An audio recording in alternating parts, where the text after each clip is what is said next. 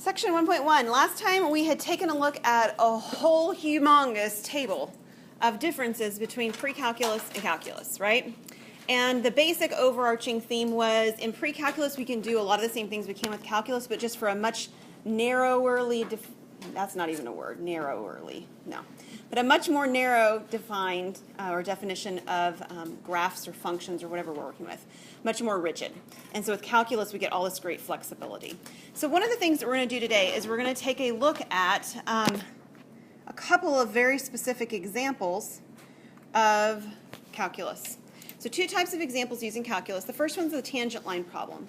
So what you might remember from this, and we spoke about it briefly last time, is that a secant line is a line that is between 2 points on a shape, and a tangent line is a line that actually only touches 1 point on the shape. So when you did this in geometry, you usually did it with circles, and so a secant line looked something like this, and then a tangent line looks something like that, right? We're going to do it on curves. So again, a secant line will cut through the curve like this, and a tangent line will cut through the curve like this. It'll just touch it. Now, it might actually, intersect it at some other further point away from our, point that we're interested in, but we're talking sort of in a narrowly focused area. In a small area, it's the one place where it touches the curve. All right, so we're going to do a little bit with that idea. So the tangent line problem says something like this. So in pre-calc,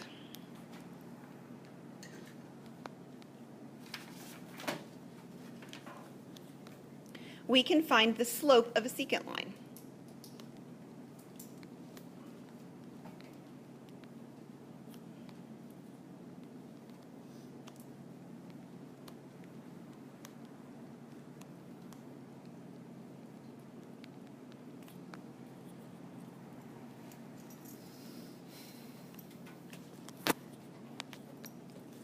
We can use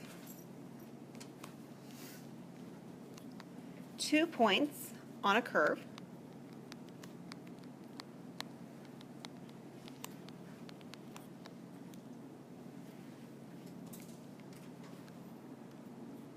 and calculate the slope between them.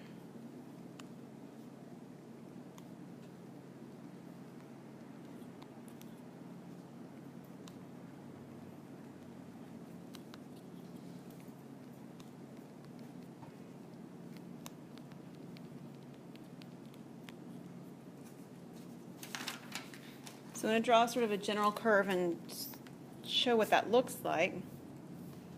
So if we have our xy coordinate plane, and we have a curve looking something like the one we had on the previous slide, and we want to find the secant line, we can take any of these 2 points, doesn't matter what they are, we can connect them with a line.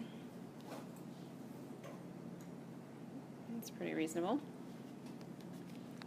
And whatever this A value and this B value are, there are corresponding f of A, that's the y value, and f of B, that's the y value at B, and we calculate the slope between them. If you'll remember, it's the change in the y values. So if the y values were f of B and f of A, that would be f of B minus f of A, and it's divided by the change in the x values, which was B minus A. The order of the f of A and f of B doesn't exactly matter. It just matters that they match up. So if I do B first on top, I need to do B first on bottom. Okay? But I could have just as easily written f of A minus f of B and A minus B. No problem. Okay, and this is the slope, and we usually use the letter M for finding slope. Okay, that's what we did in pre-calc. Okay, you've done it for a long time, been able to calculate the slope. You usually did it for slopes of lines, but it works the same for the slope between any 2 points on the curve. So here's the idea for calculus. In calculus, we can find the slope of a tangent line.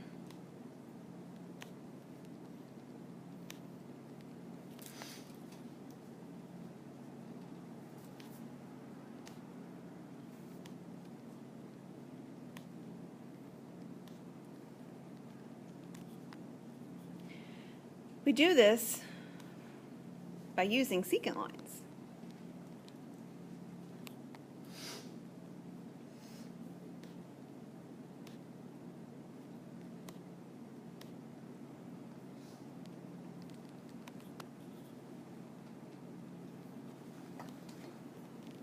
where the points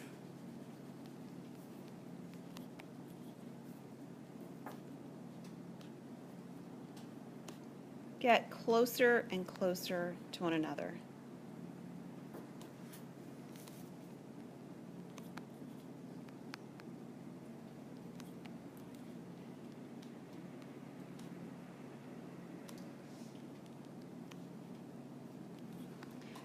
Okay, so I'm going to draw a picture of what's happening without the axis because it's just going to make more of a mess if I use the axis.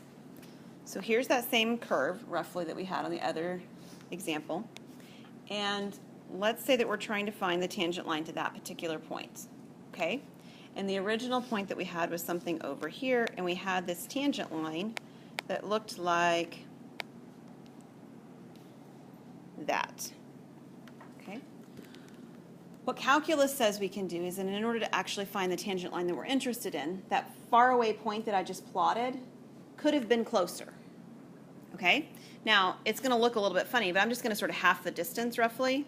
So here's half the distance. Looks like a very different line. Okay, let me try that again. Okay, it's not perfect, but you get the idea. And then we could get the point even closer. We could be half the distance again, here. And we could find this line, right? And then we could get even closer, and we half the distance again, and now we're right here. And we're actually close to the same line that I had before. Maybe not exact, but it's awfully close. And then we get a point even closer. I got to change colors or we're not going to be able to see my points anymore. Let me use blue. Okay, so the point gets even closer right there, that bright blue point now. And we're getting a line like this. And the point gets even closer. And eventually, the points are so close together that for all practical purposes, you can't really tell them apart. And that would be the tangent line that we were looking for. So you're letting those 2 points that are finding secant line slopes get infinitely close together. Okay? And if they actually got close enough, we'd have the slope we were looking for. And we'd be able to create the equation of the line that we were looking for. That's the idea. This idea of letting the values get closer and closer together is something called a limit. Okay? And we'll talk a lot more about limits later, but it is the first big calculus topic that we talk about is limits. This idea of getting infinitely close to something that you're looking for on a curve. All right, so this is the tangent line problem. The next problem that's calculus versus pre-calculus that we're going to look at is called the area problem. And here's this one. In pre-calc, we can find the area of certain shapes.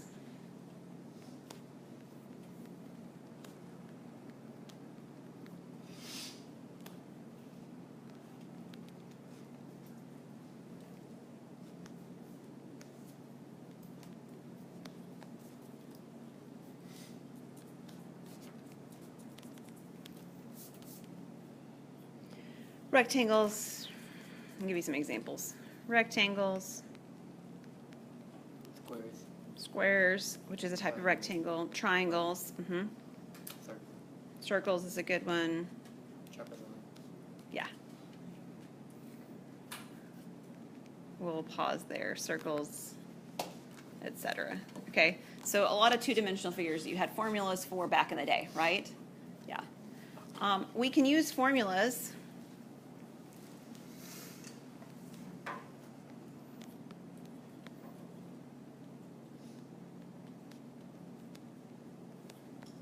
most of which, keywords most there, most of which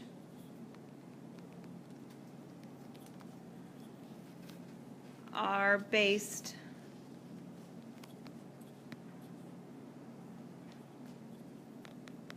on the area of a rectangle.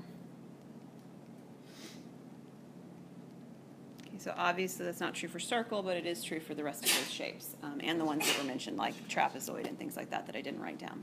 Okay. And what is the area of a rectangle? Base times height. Yeah, base times height or length times width depending on how you're looking at them, right? Okay.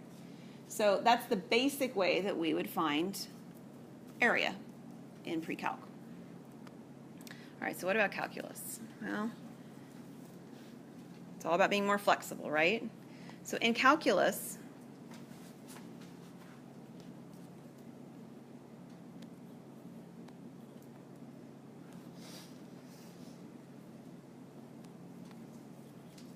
we can use the area of rectangles. So we're still using that same basic formula.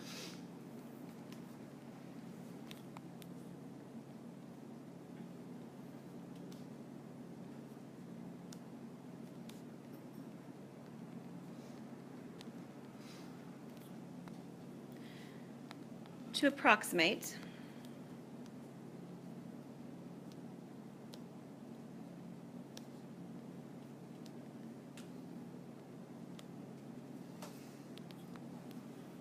the area under a curve.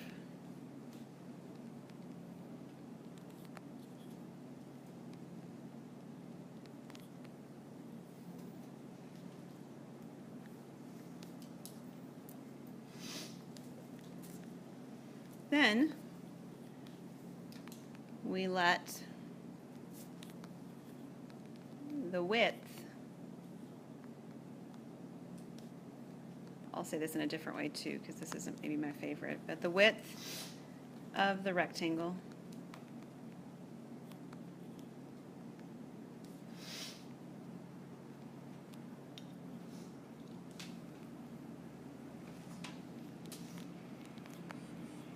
I should actually even say rectangles approach 0.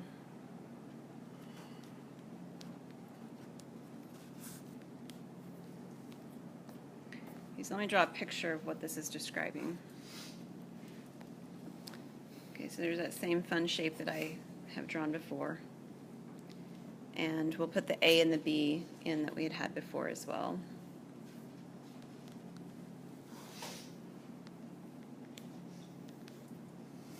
Okay, and if we're trying to find the area under this curve, basically we can take this shape and we can split it up into thin strips.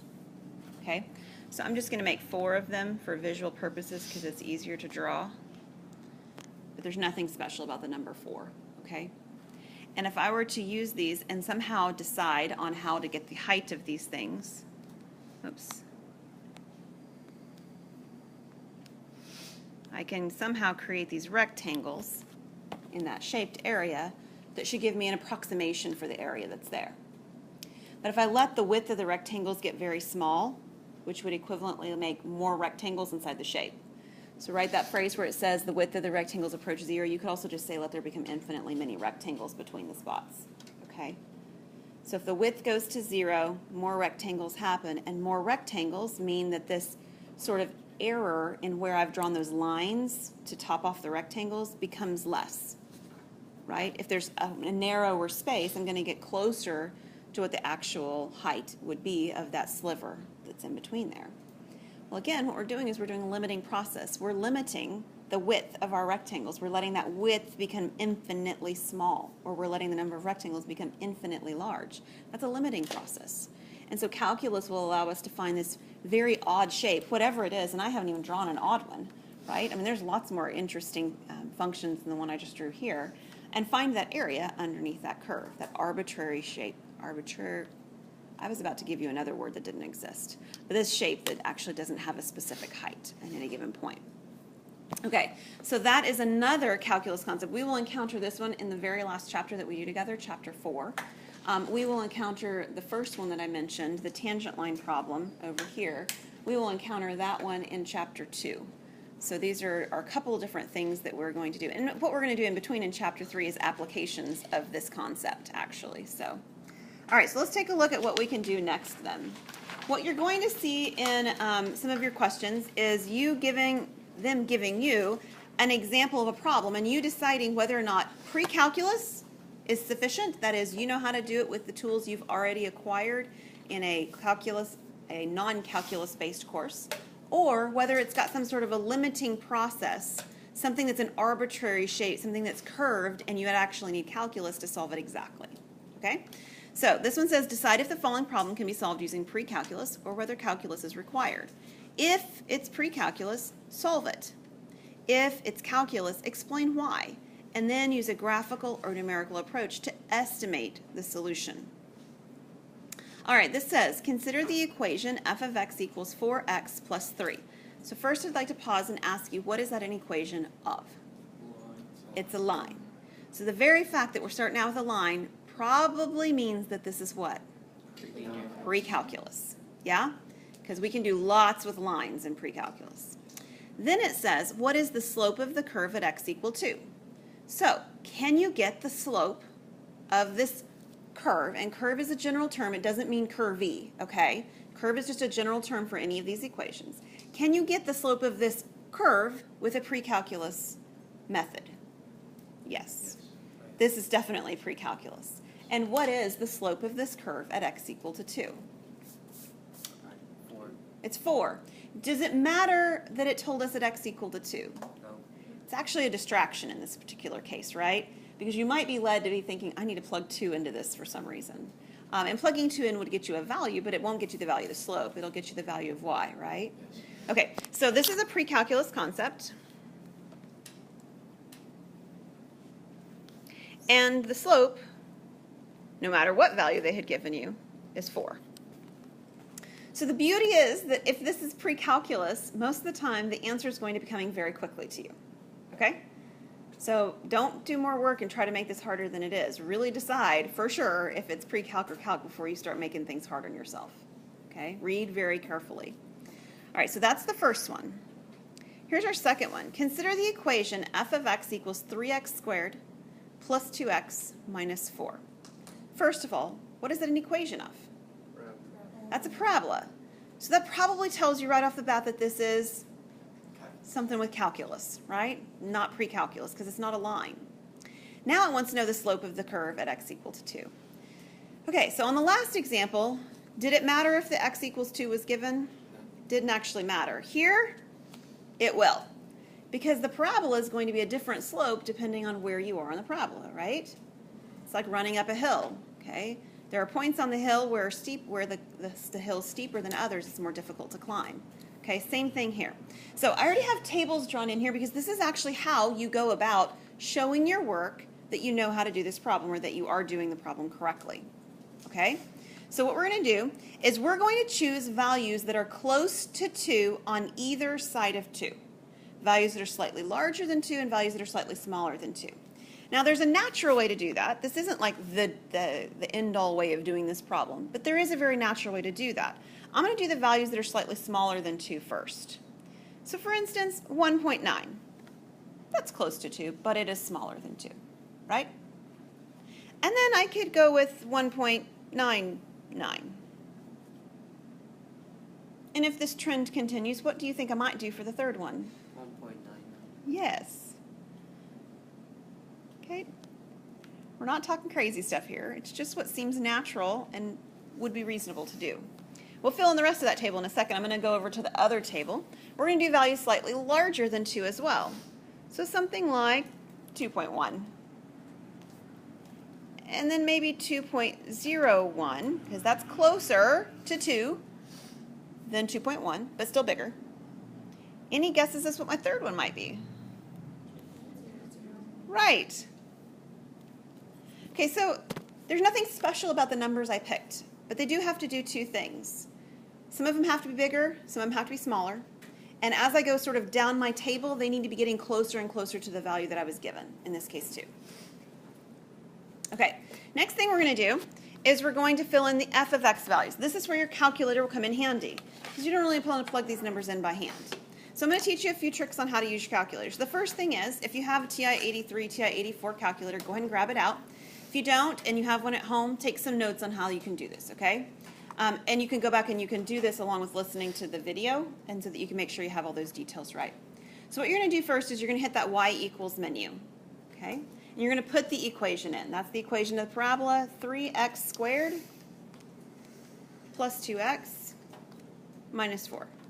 Okay, the equation is in the calculator. There are a couple of different things you could do.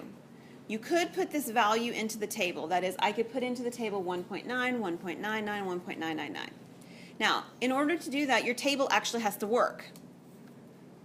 I know that sounds sort of silly, but many times when I get you guys in my class, your tables are probably set up as to the auto, like it already picked the x values that it wants to give you. And we want to pick these particular x values, and these are probably not x values that your calculator is currently giving you. So how do you do that?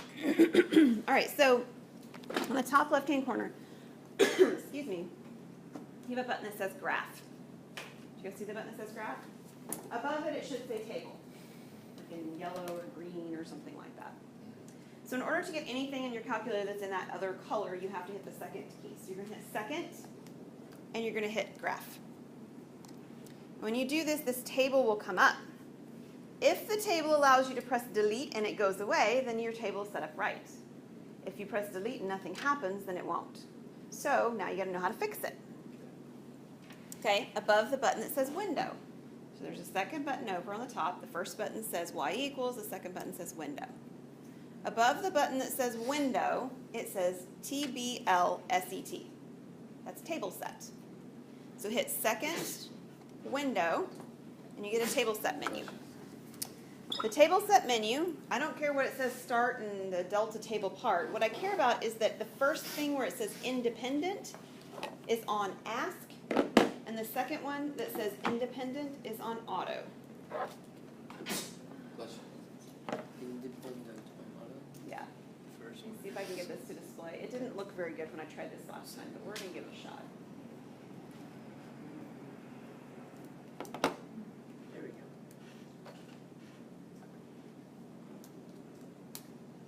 Yeah, it's not too bad. So right here is the window button, right? So we hit second and we hit window. We get this screen. Again, it doesn't matter what these numbers say at all. It matters the first one says ask and the second one says auto. Okay. If you have it on that, then you should be able to go back over here to the graph button, hit second, and graph. And either the screen's now blank, or if it's got some stuff in it, random whatever's in there, you should be able to delete them now. You just hit delete and they go away. Okay, so you should have a clean slate for your table. Okay, so what am I going to do in my table now? Well, I'm going to put in these x values that we just picked. I'm going to put in 2.1. Actually, I started with 1.9. I'm sorry, 1.9, 1.99, 1.999. And then I'm going to put in 2.1, 2.01, and 2.001.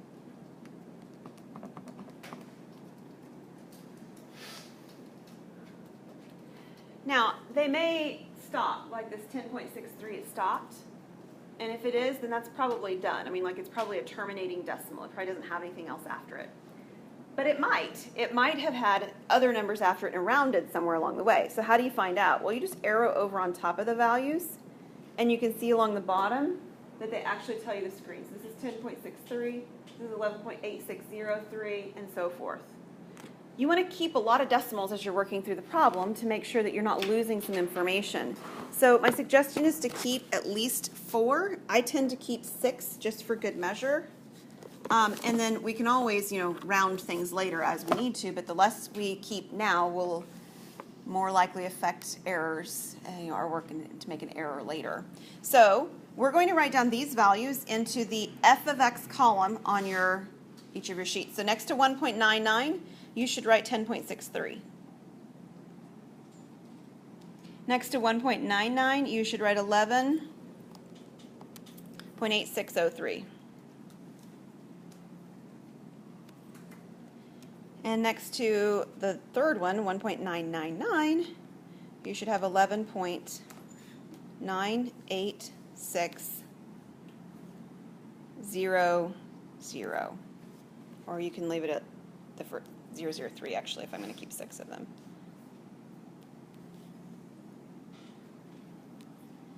All right, and then let's do the second set. It's 13.43.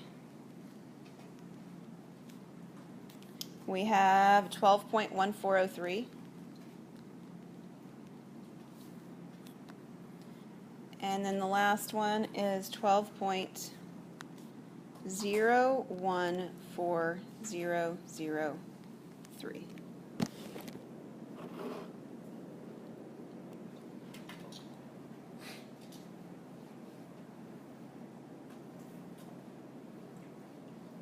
This is what your table should look like at this point. Does everybody's table look good like that so far? Okay, now, if we were just trying to find out what's the limit, like that, what is the actual y value, you can see at the end of this list they're both getting awfully close to 12, and we would say that's what we want. But that's not what we're asked to find. We're asked to find slope. Okay, so I gave you an equation for slope earlier that looked something like this. M equals f of b minus f of a over b minus a. Or if you're more comfortable, you could use the other version that looks something like this, y2 minus y1 over x2 minus x1. That'd be totally fine as well. Okay? So what are we wanting to do? We're wanting to find the slope. Well, in order to find slope, it has to be slope between 2 points. We've got 6 points in our table, and there's one more point that we don't have that we would like to have. And that point is the actual point at x equal to 2. So take your calculator, that last entry spot, put in x equal to 2. So when x is equal to 2, what is the y value in your table? It is 12. So this is actually our stationary point that we're going to use through every single calculation we're about to make. X equals 2, y equal to 12. Okay? So there's a couple of things we could do. I'm going to write it out numerically with the first example. All right? And I'm going to go through all of the problems numerically. We're going to see how the calculator can do them. And then I'm going to show you a shortcut later. Okay, it's not exactly a shortcut, but at least notationally, it's a little bit more friendly. All right? So what we're wanting to do is we're wanting to calculate the first slope. The first slope's y value is 10.83. And I'm comparing it to the y value at the beginning, which is 12. 83 or 63? I'm sorry, thank you. Yes. Yes, thank you. And the first x value was 1.9, and I'm comparing it to our original x value, which is 2. And we can leave the 12 and the 2 for every single calculation we do. We just are going to change the 10.63 and the 1.9, right? Yeah. Okay, so let's use our calculator and see how the calculator can help us do that without having to enter everything too much by hand. Now, different calculators will do different things with what I'm about to show you. Because I have a TI-83, mine does not have what's called math type. So some of you in your math type in your TI-84s have the ability for it to actually look like a fraction. Mine doesn't have that ability. So I need to be careful for me, in my version, to use a parenthesis here and to do the 10.63 minus the 12. Put a close a parenthesis and put division. And then I'm going to open another parenthesis and do 1.9 minus 2.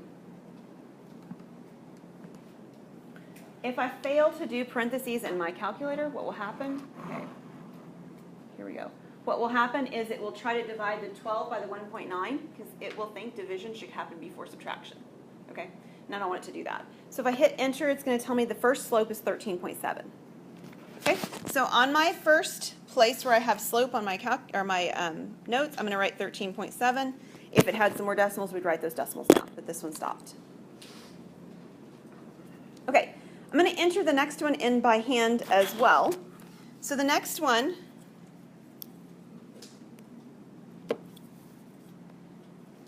has a y value of 11.8603. Again, still minus 12 over the 1.99 now minus 2.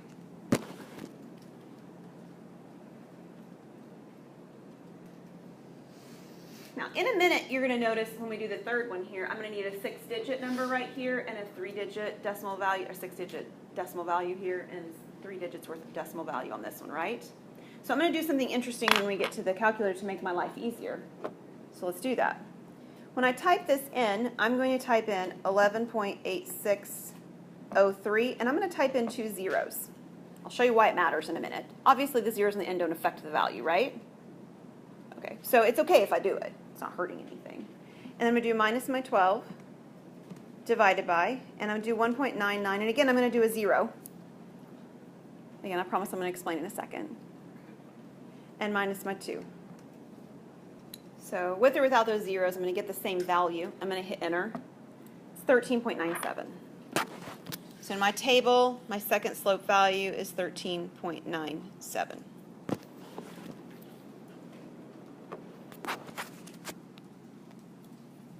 All right, so my next value is going to be 11.986003 minus 12 over 1.999 minus 2. How about you? But at some point, typing all the numbers in again seems repetitive, and surely there's a way that I can do a copy-paste sort of thing like I would on the computer inside the calculator. That would be friendly, wouldn't it? So let me show you that you can.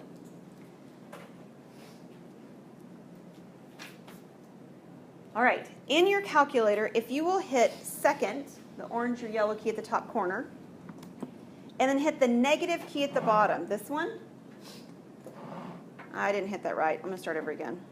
It's not the negative. It's the enter key at the bottom. What it will do is it will pull up the last line of text that you typed. And then all you have to do is to change the values that changed when you changed your values. So instead of it saying 11.86, I can change this to say 986003. And that's why I put those zeros on the end. I have a placeholder change them. Here, this should be 1.999. And it was fewer keystrokes. Yes, which is great. It's very nice. So now I can change this, or I can write down my value. I've got 13.997. Everybody good with that? Here's the cool thing. I'm already set up for the next half of my table because I've got all the digits I need, right? There's 6 digits and 3 digits respectively. So it will go quicker to fill in the second half of this table. So I'll write the first one down and then I'll stop writing because I think you guys are getting the hang of what I'm doing and I don't know that we need to write all of them out. The next one would be the 13.43 minus my 12 over 2.1 minus 2. Right? All I'm doing is changing the first y value and the first x value every single time. And then over here in the calculator, I can do second, enter, pulls up the last line of text, and I can change these. This was 13.43, and I don't want to delete them, I just want to hit some zeros so that I don't lose those placeholders. And this is 2.1, I'm sorry, 1, 0, 0. Zeros on the end don't change values. The first slope's 14.3.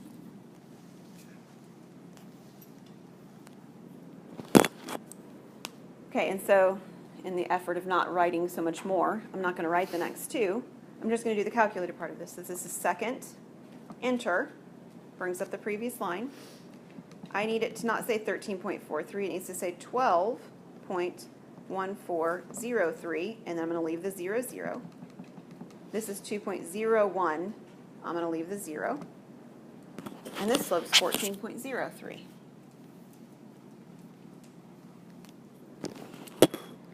And the last one, second enter, 12.014003 and 2.001. It's 14.003. Okay.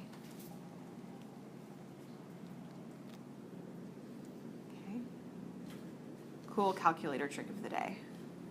Here's the real problem, though. The question that we really want to know is on our table what's happening in those slope columns. As I go down this column, and as I go down this column, what value am I getting close to? 14. And now they wouldn't necessarily have to be getting close to the same value. Most of the ones we work with will be, but they wouldn't have to be. Okay? So this is getting close to, and the reality is it really is 14. The slope is really, really 14. What we just did in the table did not prove that, though. All it told us is that we think it's getting close to 14, okay? So don't go asserting something that you didn't actually prove. The approximation, what you found here, is approximately 14. So we are assuming, based on our pre-calculus estimations of a calculus topic, that this slope is about 14. And like I said, it actually really is 14. Now I want to show you one other way to do this with your calculator that's handy dandy, and then we'll be done for today. Okay? So I showed you how we can actually calculate all these values, plug them in, we can do the second enter, and that's handy. That's nice to do. But there's something else we can do. This notation at the very top where I did the f of b minus f of a over b minus a, that's that slope notation, we can use that notation in our calculator. Here's how you do it. Underneath this key that says VARS, VARS, I need my parenthesis first because my calculator requires that. And I'm going to hit VARS. I'm going to go over here to YVARS. I'm working with functions, and my equation is saved inside of Y1. Okay? So this is kind of like telling the calculator, pull up the equation for Y1. And if I put a parenthesis and I put in, we'll use just our first one, 1.9, and I'm going to put those zeros in to save some space, right? So that I can change things quickly and close it. This is telling it, calculator, I want you to find the Y value in my equation that's saved in Y1 when the X value is 1.9. Okay? I don't do computer programming, but some of the things that are involved in this are really handy to know. And then we can say, I want it to subtract off the Y value of 2. Now we calculated 2, so you can either type in 2, especially since it's not going to change, or if you hadn't already calculated it, or it were some messy, ugly expansion of values, and so you didn't want to type them all in, you can do the same thing. You hit vars, yvars, function y1, 2. Let me close it off. Y value at 1.9 minus the Y value at 2. Okay? And then in the denominator, we have that 1.9 value. I'm going to put the zeros in, minus the 2. So it looks just like what we did when we wrote the f of b minus f of a. Here's what it actually looked like if I were writing it all on the same line. I told it I want it to do y1 of 1.9. I put some zeros, but minus y1 of 2 over 1.9 minus 2. The y's are just where those f's were before in my equation, right? That's it. That's all I did. And the cool thing is, I didn't actually have to find the y value to do that, did I? Neither of them, in fact. The calculator is going to find them and calculate the slope all in one. So it's kind of like I get to skip that middle row that I did, column that I did on the table where I found all the y values.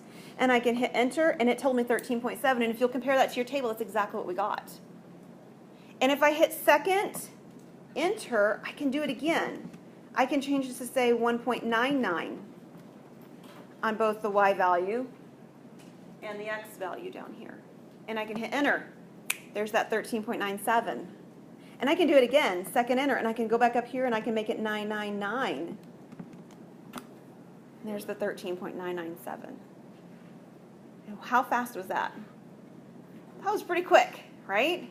Now, again, what do you have to do to show the support for the work? Well, you at least have to have the x column and the slope column.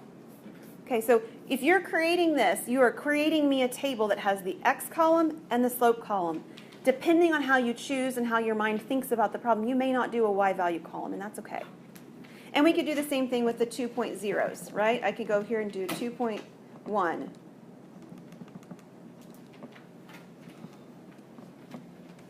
There's the 14.3. And I could do 2.01. And I could do the 2.001. And I'm done. And I write them into a table, but I'm done with the calculation. All right? Okay, any questions on calculator processes or anything like that? Okay.